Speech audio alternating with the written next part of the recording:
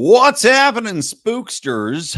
Welcome to Mean Age Daydream. I'm Brian McWilliams, your bald and beautiful Jack Skellington-looking host. I'm getting into the Halloween spirit. I got my orange shirt on today. What can I say? I was wearing black pants earlier. My neighbors were making fun of me, but that's all right. That's all part of being in a community. And as you know, libertarians believe in community. Anyway, welcome to the show.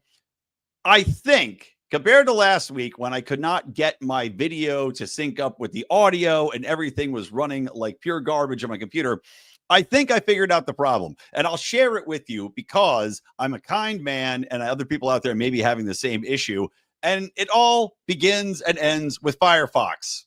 Now, Firefox, I have used for years. I use Chrome primarily, but I used Firefox before. You know, it's more of a secure browser.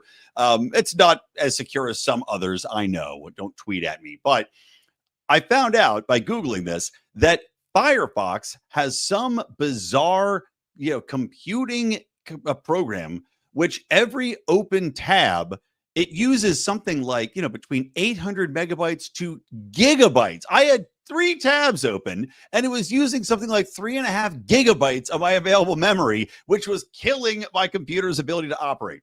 So remember that. Firefox, fix your crap. Whatever's going on in the background, please fix it because it's ridiculous. Okay. Let's get into the show proper, guys. At the top of the show, I just want to remind you, we have multiple shows here, so please do hit that subscribe button, follow us, go to the podcast feed, get that. And, of course, if you want to give to the show, support what we're doing here, or get our bonus content, you can go to patreon.com/Lions of Liberty or lionsofliberty.locals.com. All right, let's get into it because there is a fascinating little ditty going on right now that is interesting for several reasons. Number one is that we've got an interesting circumstance where Star Trek, which has long embraced certain aspects of social commentary, right? Star Trek, even back in the early days of Star Trek, and I'm a big Star Trek fan. Actually, at this point, vastly prefer Star Trek to Star Wars. Not any of the recent Star Treks, by the way, and not any of the recent Star Wars, but the overall body of work. I now prefer Star Trek. The original Gene Roddenberry ones through to Star Trek The Next Generation, through to Deep Space Nine, all great. Good shows. Interesting. They've got a little bit of social commentary in there about race relations with the different alien species and kumbaya, and we don't have capitalism anymore, but there still is capitalism in the show because they go to all these planets. So anyway, it's interesting and intriguing, and it was something that, while they had certain themes, and it was mostly apolitical. It was mostly about, hey, they're in a fix. And I always joke about the Star Trek fix, right? It's always like, oh, right, we're in this situation. Well, how do we get out? We figured out you have to inverse the Corumbebatron and the nucleotoids will then explode and it'll blow us out of the sun's, coronosphere, which is all nonsense. Star Trek must be the greatest show to write for because if there's any technical issue, you just make up a bunch of nonsense, and you're like, "Oh, that fixed it." The Schmergel ray, little schmegma ray came out of the guy's pants and fixed the whole problem. Anyway, Star Trek, as it's gone along, has gotten more and more and more politically motivated, and this is because, as I've said before, the idiots who run Hollywood, the idiots who run and read, all the scripts that are coming in, the idiots who are selecting who's writing scripts, the readers of scripts, through to the agents, to the managers, to the executives. What used to be an industry that was run by people trying to make a very good product, just regular old people. And I told the story about The Mailroom, a great book, which is about William and Morris, which was the #1 talent agency in the entire world, and how you used to be able to come up through the mailroom. And I'll keep this short, but the point was anyone could get in the mailroom. Anyone could get up into an executive position if you were smart enough and a hard enough worker. And that's what happened. You had, predominantly men at the time, but work hard, get in there, put in the hours, and achieve great success. But they came through good products, right? Now, what you have in the industry is a bunch of people that have gotten promotions on promotions because of the hunt for diversity, right? That means every single checkbox you can imagine, from LGBTQ to women to diverse, members of the population. I've told you guys as a screenwriter, how frustrating it's been for me to try to get in the industry for the past 20 years when nothing is, nobody's hiring a straight white male. Maybe that's changing now, but it was virtually impossible because all they wanted was checkboxes. Every writer's program, checkboxes. You had to be diverse. You had to be a lesbian Eskimo to get hired. So that then bubbles up, and it's through every aspect of Hollywood. This is why you had so much complete dog shit in Hollywood and in gaming, by the way. And, one of the things that you'll see in every show is, of course, the message being pushed. Star Trek was no different. All the latest iterations of Star Trek had these ultra diverse, casts and plots about racism and plots about the patriarchy and plots about the crap you don't give a damn about, shoehorned into what you just want, a space ballad. You just want some ships fighting each other. You just want them to explore and find a new alien. And then you can have a moral conundrum about whether or not you should give them, space water because they're dying as a culture, or if you have to respect the primary directive, which is don't interfere and let them evolve on their own as a society. Which, by the way, I love the prime directive, and we should apply the prime directive to our own domestic foreign policy and our foreign policy here as the United States, right? Let these other fucking countries evolve as they may. Stop sending money, stop invading them, stop bombing them, stop regime changing them. Just let them go and do their own thing. Stop bringing them to us. I don't need to ship all of them over here and change our culture. I don't need any of it. Prime directive, embrace it. Let them evolve on their own. So anyway, the latest example of this woke nonsense that's being pushed through, and shockingly so, is a show called Star Trek Academy. Now, this stars Holly Hunter, and frankly, Holly Hunter is too old at this point, too tiny, too uninspiring to be a ship captain or the head of the academy, yet that's what she's been cast as. And I love Holly Hunter. I think she's great. Her little sideways talk, I think she's fantastic, but she's too fucking old. She looks ridiculous. She looks like a child sitting in a booster seat at Chuck E. Cheese on the ship of the Enterprise or whatever they're calling it in this show. But it doesn't end there, because they've completely rewritten canon, quote unquote, the canon of the show for all these different races, creating a fat female version of these cloned warrior races, in which the entire purpose of the clone warrior race is to be fit, to be aggressive, to attack. They're hooked on drugs. Well, no, now they've got a fat chick one, because of course you do. Diversity. And then let me share this. Oh, here you go. A super gay Klingon warrior in a skirt.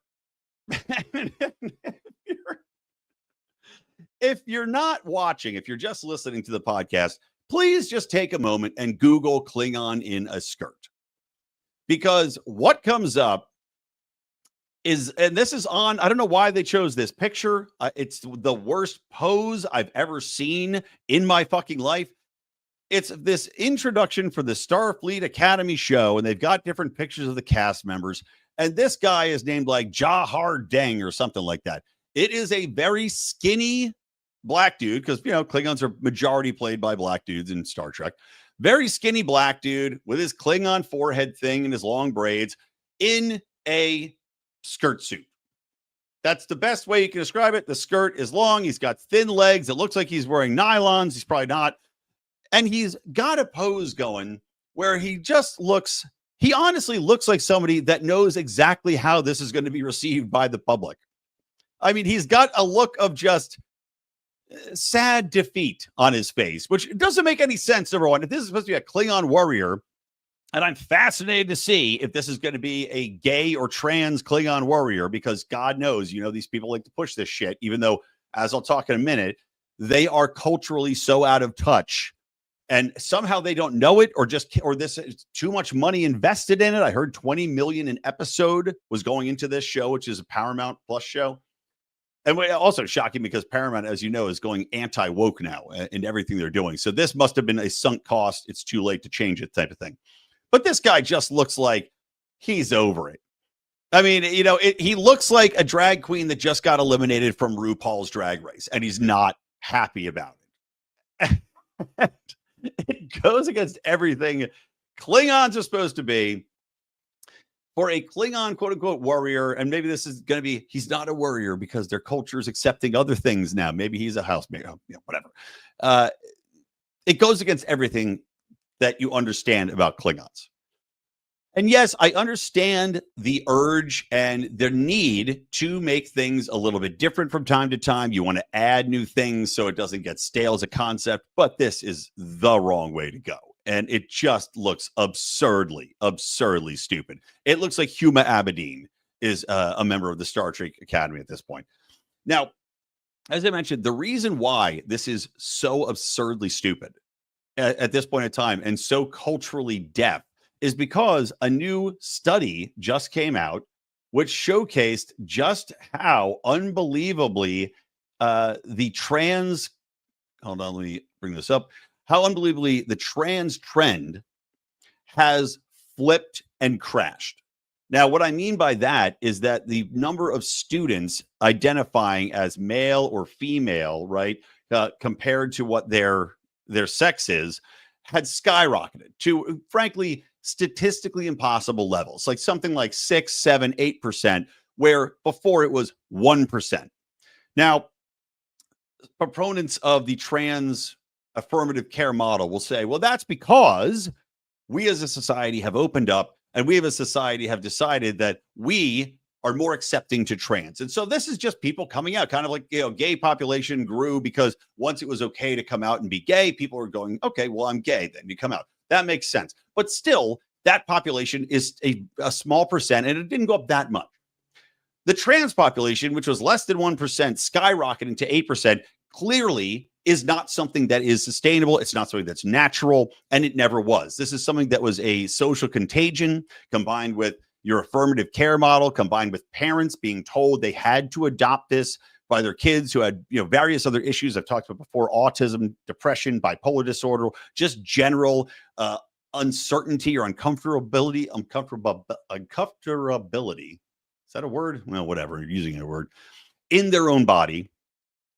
And this is what they turn to, right? I'm uncomfortable going through this developmental stage, or I'm lonely, or I want attention, or I have autism. And you're keying on these things that are being shoved down your throat by Hollywood, by the media, by the medical complex, by the Biden administration to say, well, you are trans. And it's this all-solving balm they shoved on everything, and they shoved in people's faces. And so you had this rise in kids identifying as trans. Well, that has completely plummeted from the high, which at one point, this is 3 different polls. The Andover poll had a 9% trans identification rate.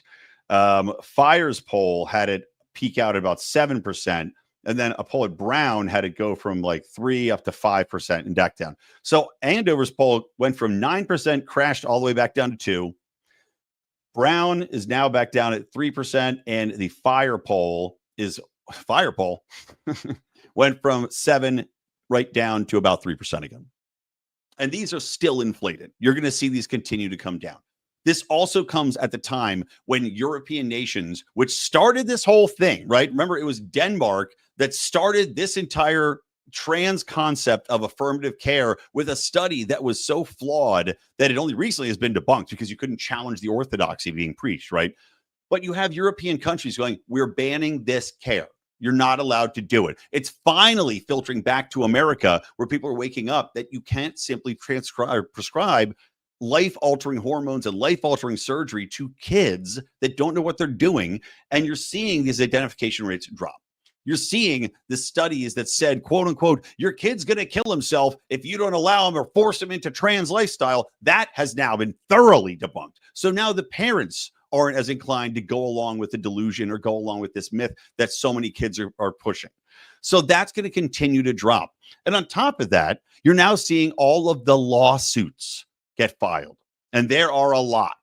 Lawsuits against major practitioners of trans surgeries, of trans hormone therapies, practitioners like Kaiser Permanente, for example, is getting sued by multiple detransitioners. And these people are telling their stories. And you're seeing even the evidence come out. And of course, the mainstream media wants to ignore this, but it's there.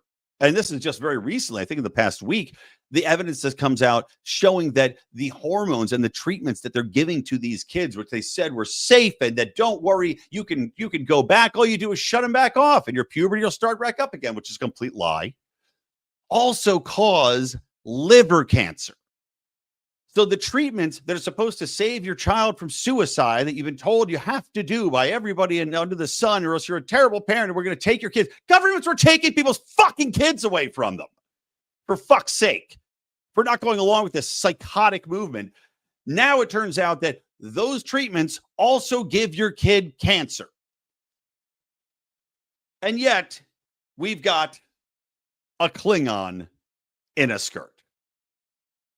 Slow clap, Star Trek.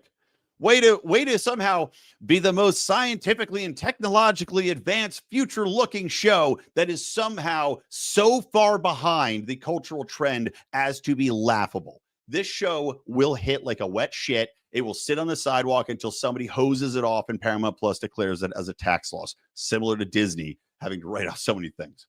Okay. So there's that. The other thing I want to talk about here is, and this is kind of off topic. We'll get to the race-based redistricting concept, and also I want to talk about this Home Depot free trade program. But I was just anecdotally going through, and there is a sports writer that I read who covers the Philadelphia Eagles, because, of course, I am a big Philly fan. Go Birds! And this guy's name is Jimmy Kempski, and he is a leftist hunk. For sure. He is, Philly is a very blue area. It is a very much a bubble ideologically as far as a Democrat stronghold in that city. And some of that's changing a little bit. Like PA as a whole is changing back. Where I grew up in Bucks County, which is outside of Philly, actually voted Trump last election. I think it was the first time in 50 years or 60 years they voted red. So what's interesting is Jimmy Kempski is writing these articles, and he has these hierarchies he writes about the football teams, and he kills football teams off in the NFL as they're doing terribly. But he does a ranking system, and he's like, okay, well, the crappiest team that's not dead yet is the Cardinals, who are 0-4 since they hosted, or they said they're 0-4, maybe because they're cursed. And then he puts in a pinned tweet from some fuckhead saying that the Cardinals are 0-4 since they hosted a funeral ceremony for a white nationalist. Now, as you guys know, I have been passionate in my disgust for people celebrating Charlie Kirk's assassination, people calling him a white supremacist, which he was not, calling him a racist, calling him an anti-Semite, all these things which are pure lies, which are easily debunked lies if you simply watch the vast majority of his videos in context and not read snippets that idiot leftist media pull out and then share and go viral on Blue Sky, where, of course, Jimmy Kempski also spends all his time. This man is so out of fucking touch that he thinks putting this tweet, calling Charlie Kirk a white nationalist and saying that somehow the Arizona Cardinals are cursed because they had his funeral service in their stadium, was so tone deaf, so despicable, and so disgusting that, I mean, I personally said, I'm never going to read him again. I saw multiple people tweeting at his publication, the Philly Voice, saying, this is disgusting and despicable. You just alienated half your audience, which he has. And I noticed today, I went back because I knew I was going to talk about it on the show today. And I went back and I said, let me just see if this asshole has pulled that part down. And of course he has. Now, what he should do is put a fucking apology in there. Maybe then I'd consider reading him again. But no apology. Just similar to all media that's on the left when they do something heinous, right? They get something wrong. When they lie to you, when they misrepresent something. What do? Oh, well, they never actually come out and say that they're wrong. They just don't talk about it. They'll go and edit it out. Maybe a footnote. You don't even have a footnote like the New York Times does at the end, which the New York Times, don't forget, had to put a footnote in about Charlie Kirk, who they called an anti-Semite by using a fake quote where he was reading, it was a racist quote, something like that. It was Charlie Kirk using some comment somebody else said and debunking it. And these lying pieces of shit put that as his quote. This is what we're dealing with. This is what Jimmy Kempski believes. And these people are so out of touch. They're so in their bubble of ignorance that they think that this is perfectly okay to put in a fucking NFL write-up. You think putting that this man's a white nationalist and the Cardinals are cursed in an NFL rankings thing is okay? Your mind is that messed up that you think everyone shares this perverted worldview? that you have to put your poisonous thoughts into what should be a simple read where people are trying to disconnect and just read about NFL programs. This is the poison that is still so deep in so many people's brains. I mean, it's shocking. Shocking. So we'll see. I mean, honestly, he won't get fired for it. I wouldn't mind if he did. You know, as I mentioned before, for all these other people that had lost their jobs because of their disgusting things that they said, celebrating death of another person, a very public death over a political disagreement. Fuck around and find out. This has to happen.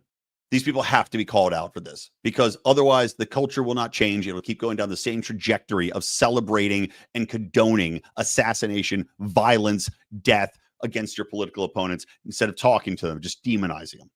So there you go. All right.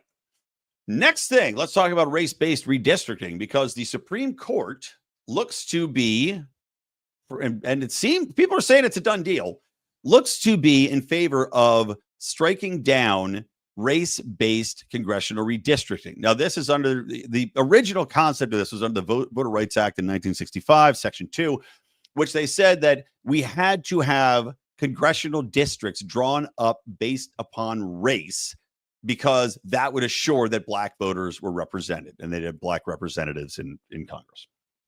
Now, I think we can all agree. Oh, my chair's caught.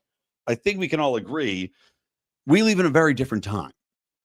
We don't need to have race-based districts drawn in there. And frankly, at this point in time, having those is in itself very racist. And also, just as a whole, you should not be basing, and it's, by the way, completely unconstitutional, which is why the Supreme Court, I believe, will overturn it. Completely violates the 15th Amendment. But having these race-based districts is racist in its own right. Also, when you think about how absurd it is to redraw entire districts based upon a small section, first off, I would argue you're disenfranchising those voters, because you've got somebody that's arguing in Congress against, by the way, the broader will of their, segmented population. And where these people live, if you're drawing this specific teeny little map, probably does not really represent the broader concerns of that community. You could say, well, of course it does. It's all their people. Okay, so all black people think alike, all black people vote alike, all black people want the same thing, all black people share the exact same living conditions, all black people have the same goals, all black people have the same work. I mean, it's so fucking stupid and so, as I said, racist that it's shocking it's lasted this long. And of course, the only reason is that Democrats view it as a power play, because they have a built-in, at this point in time, there's still 80% of people in African-American cultures, and 75% Hispanics vote Democrat. So they have a built-in congressional seat. That's the sole reason they do it. They know it's racist. They know it's horseshit. And I was thinking about this too. As I mentioned, all these people being shoehorned into one category, one representative who, by the way, I'm sorry, I've seen a lot of very stupid representatives come out of this process. But to think that, especially in this day and age, where you do have a lot of issues in a lot of communities, right? Not just black communities, but in a lot of communities, you have a lot of issues of just people being stuck in ruts, not being able to make ends meet, of dealing with violence, of dealing with either over-policing or under-policing.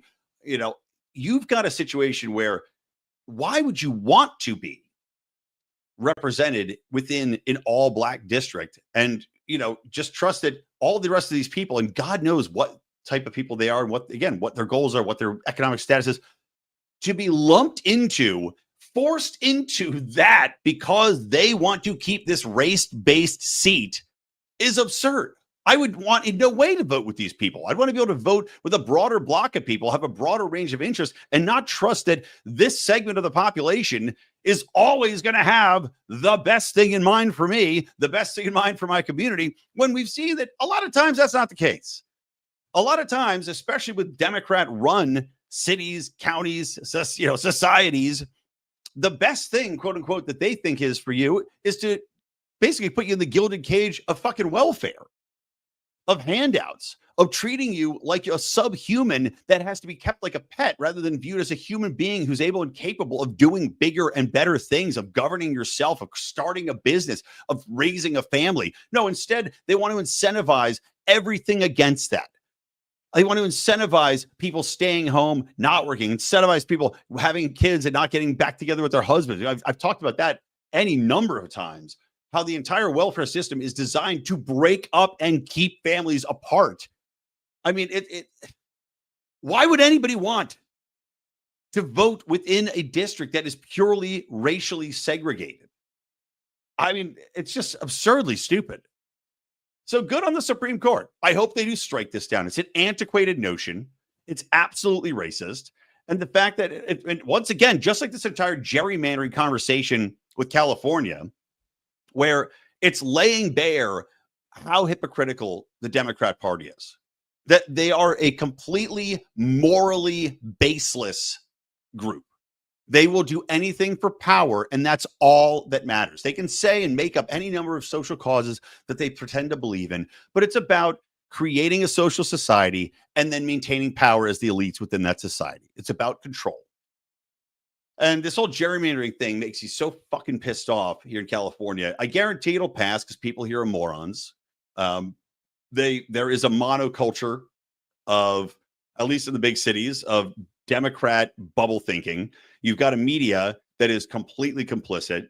And, you know, at this point in time, even though it goes against everything that makes sense logically, and every state in the union should have it, which is an independent redistricting commission, rather than having some biased group of jerk-offs draw up your maps for districts, they're going to overturn it because fuck Trump, right? That's because fuck Trump.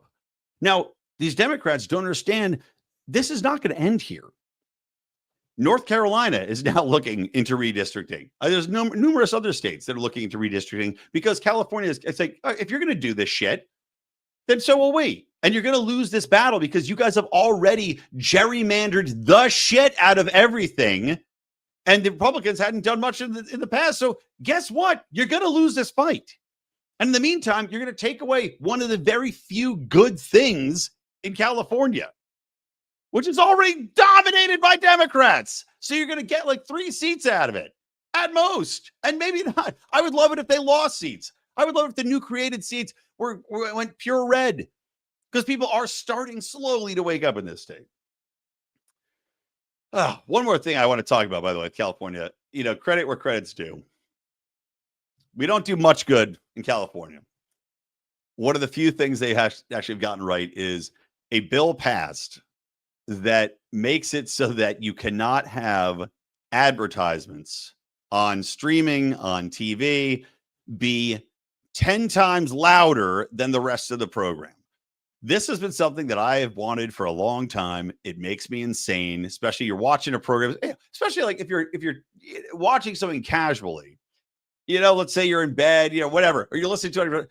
The fact that these ads blare out at 6 times the volume is horrible. It's hideous. The fact that the free market hasn't demanded this, it drives me insane in its own right. That people haven't just said, we're not going to watch this fucking channel until you fix this crap. And some of them did, some of them haven't. But, good job, California. You got that one right. All right. Last thing I want to talk about today is that, actually, I want to mention, don't forget, October 24th, Porch Tour, October 24th and 25th, Porch Tour. Yes, me and Robbie the Fire Bernstein. I meant to say it's the top of the show.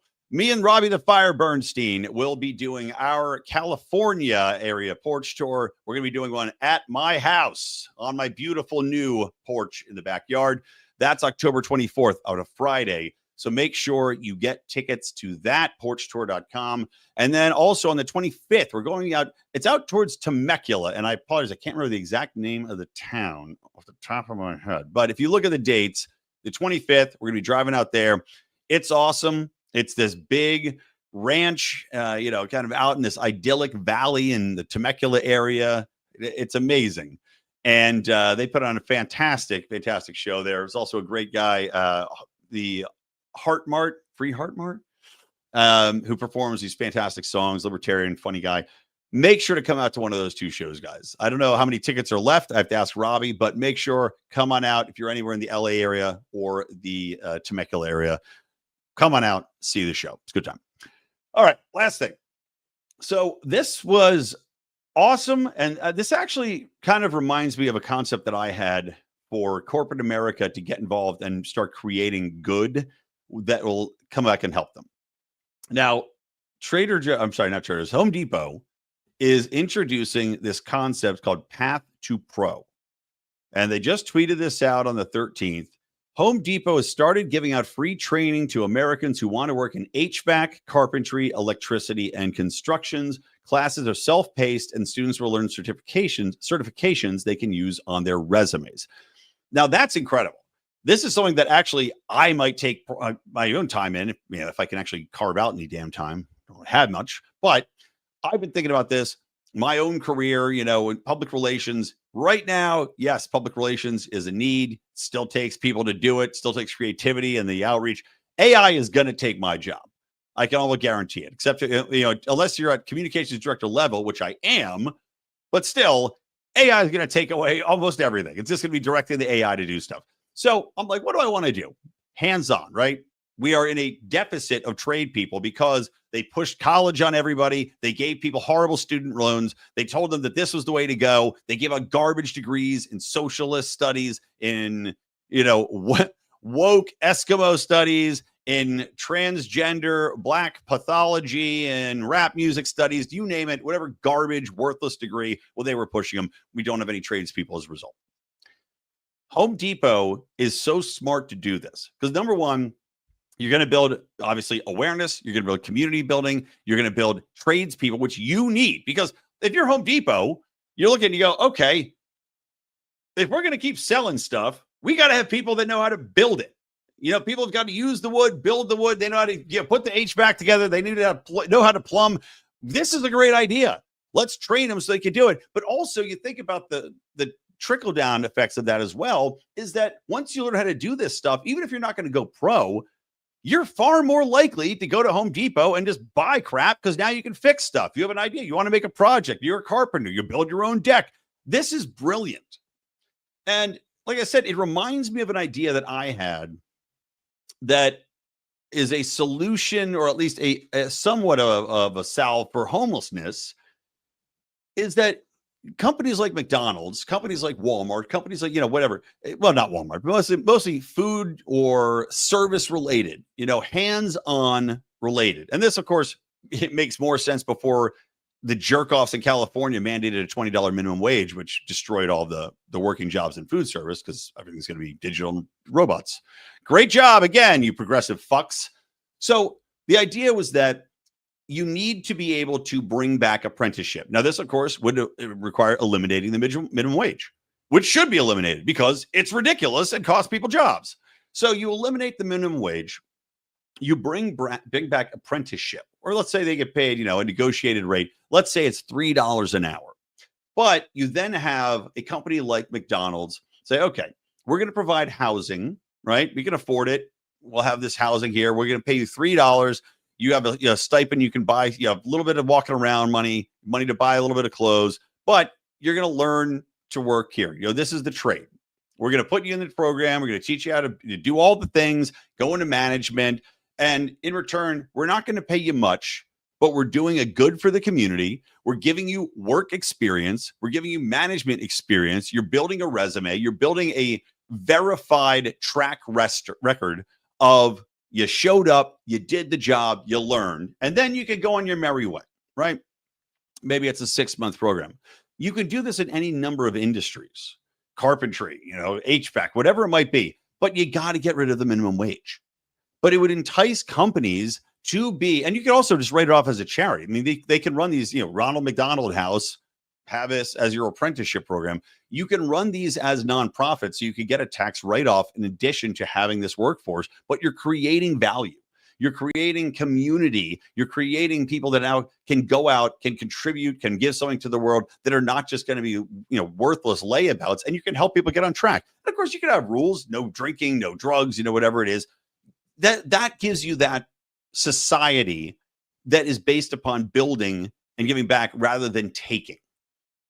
And I guarantee it'll never happen because Democrats will never let something like that happen. But imagine the capabilities that people can have in generating revenue, in generating experience, in generating just, people that have honest to God skills where they had none before, where they were destitute, where they were aimless. You know, instead of joining the military, you can join up with McDonald's, get your uniform that way and your fry spatula. I think it would be a nice idea. All right, that's all I got for today, guys. Hopefully other companies follow suit with Home Depot. Again, last thing. Sorry, I meant to touch on this too. I just want to talk real briefly about the Trump Israel situation here. You know, he's apparently negotiated the freeing of the hostages. Great. It's good to see hostages freed. I don't think the peace will last. I know, shocking, right? My take on that. Number one, I don't trust either Israel or Hamas to keep their word, especially not either of them. Let's say which one I trust less, but I trust one less than the other. It's just not in their nature. It's been proven time and time again. And, you know, there's not going to be a Palestinian state. I know that there's different countries in the UN that are acknowledging it, and the EU that are acknowledging Palestine as a state. It's not going to happen. I mean, Israel paid and created Hamas for a reason, and that was to prohibit the Palestinian Authority from having a real government and creating a real state, because they don't have to deal with it. Instead, they've got this, you know, encampment, this encaged prison community that they control with absolute authority. And if Palestine was granted full statehood, Israel loses that control. They're never going to allow that to happen, ever. They will raise it to the ground before that ever happens. Mark my words. So, you know, this is just going to be a continuation of the same thing. That's my take on it. It's good. Credit to Trump for getting the hostages back, but it will just be a couple years of peace, then other, you know, scuffles, and Israel's going to keep building settlements, even though it's illegal, and they've said they won't. And then Hamas will return and shoot some rockets over. Then Israel bomb the shit out of them again. This will go on and on and on and on. Again, as much as it pains me to say it, I'd rather have a prime directive policy of you do you, boo-boo. You fuckers figure it out. You're going to fight? Fight. But don't use my tax dollars. Don't use my weaponry. Don't use my logistics. Don't use anybody, you know, from my country to do it. You go genocide your way to success. It's already happening with my fucking tax dollars. So I'd rather just be a non-participant, because it's not going to change. All right. On that happy note, thanks for watching, everybody. I am Brian McWilliams. This is the Lions Over Network and Mean Age Daydream. Remember, we've got beautiful shows all day of the week, every day of the week, including politics. I apologize. I missed politics last week. I was out of town, but make sure you hit that subscribe button, guys. It really does help. All right. Later, from me, from the Lions Over Network and Mean Age Daydream, keep those electric eyes on me, babe, and keep that ray gun to my head. I will talk to you